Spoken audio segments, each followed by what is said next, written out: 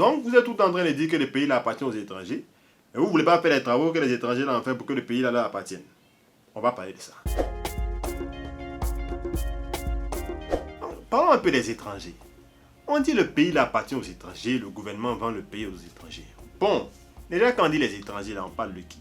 Est-ce que quelqu'un qui a été naturalisé ivoirien, mais qui est d'origine étrangère, on a toujours l'appelé étranger? Chacun a sa manière de voir les choses par rapport à ça. Mais la réalité c'est que la Côte d'Ivoire est un des pays avec le plus d'opportunités en Afrique. Notamment en Afrique de l'Ouest. Si tu veux vraiment réussir dans ce pays-là, tu vas réussir. Mais regardons ce que les étrangers font. On va aller pas à pas. Prenons les Burkinabés déjà. Ok? Les Burkinabés ont toujours été la risée de la Côte d'Ivoire. On les voyait toujours un peu comme les Américains voient les Mexicains actuellement. Et puis un peu comme peut-être les Français ou les pays européens qui sont riches voient peut-être les gars de l'Europe de l'Est, les Polonais, les Roumains, les gens comme ça. Les gars, ils sont venus, ils travaillent dur. Ils font les petits boulots, ils se débrouillent. Un peu, ils se construisent, ils sont solidaires entre eux. Ils avancent. Prenons les Libanais. Pour ceux qui ne savent pas, le Liban, c'est un pays où il y a eu beaucoup de conflits armés. Le Liban n'est pas un pays riche. C'est pour ça que beaucoup de Libanais quittent le Liban et vont dans d'autres pays pour se chercher. Les Libanais travaillent, ils ont le sens du commerce. Ils font leur business un peu. Ils sont solidaires, ils ont fait beaucoup d'argent, ils sont prospères aujourd'hui. Prenons maintenant nos frères du Mali, de la Guinée, du Sénégal et tous ces pays. Chacun a sa spécialité. Ils se sont un peu spécialisés dans différents commerces, dans différents types de travaux. Mais en général, ce n'est pas des travaux où on porte cravate, veste pour aller là-bas. Hein? C'est des travaux qui sont durs. Ok? C'est des vrais jossis. Les gars sont là, ils partent. Ça, on ne peut pas l'enlever ça.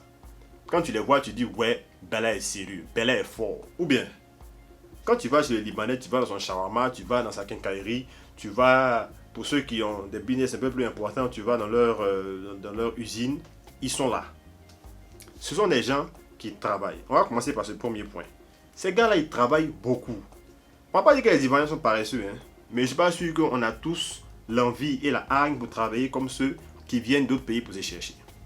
Si on voulait construire notre pays comme ceux-là, la vérité, je ne pense pas que quelqu'un va venir faire ces travaux-là à notre place. On a été plus ou moins formés pour être des administrateurs, pour être dans des bureaux, bien, cravate, veste, dans le climatiseur, tout ça dans nos couleurs. On n'aime pas trop se fatiguer. Quand moi j'étais à l'étranger, la majorité des gens qui faisaient des travaux pénibles, honnêtement, je n'ai pas rencontré beaucoup d'Ivoiriens dedans. J'ai rencontré des Ghanéens, j'ai rencontré des Nigérians, j'ai rencontré beaucoup d'autres gars. Je n'ai pas rencontré d'Ivoiriens dedans. Les Ivoiriens en général, ils cherchaient les jobs, on ne se fatigue pas trop, genre serveur. Bon, en tout cas, les travaux un peu chocos quoi. Faut pas que tu as trop te sali, tu as trop te fatigué, tout ça. On peut dire que c'est intelligent, mais honnêtement, je pense que c'est vraiment parce qu'on n'a pas une culture du sacrifice. Pour la plupart, hein, parce qu'il y a des gens, il y a des Ivoiriens qui travaillent. Mais pour la plupart, on aime ce qui est plus raffiné, on ne se fatigue pas trop, on est à l'aise, tout ça. Ça, c'est le premier point. On veut travailler, oui, mais on ne veut pas travailler aussi dur que ces gens-là. Deuxième point, c'est que ces gens-là sont solidaires. Quand ils sont ensemble en communauté, ils s'entraident. On sait tous qu'en Afrique ici, la bancarisation n'est pas comme ailleurs. Tout le monde n'a pas accès à un crédit pour pouvoir faire avancer son business et tout ça. Ces gens, ils s'entraînent entre eux.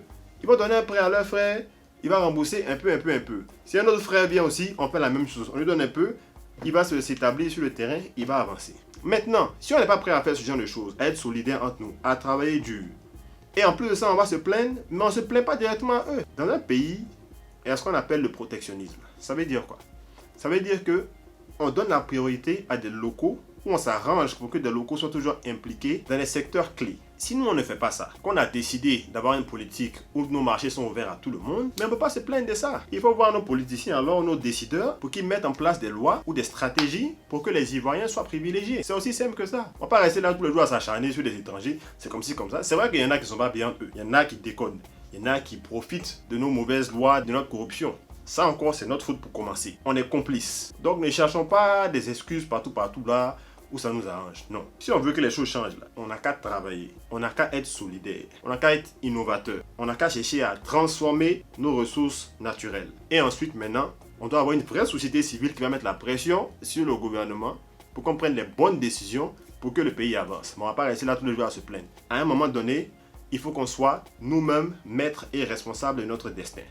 C'est tout pour aujourd'hui. Jusqu'à la prochaine fois, que Dieu vous garde.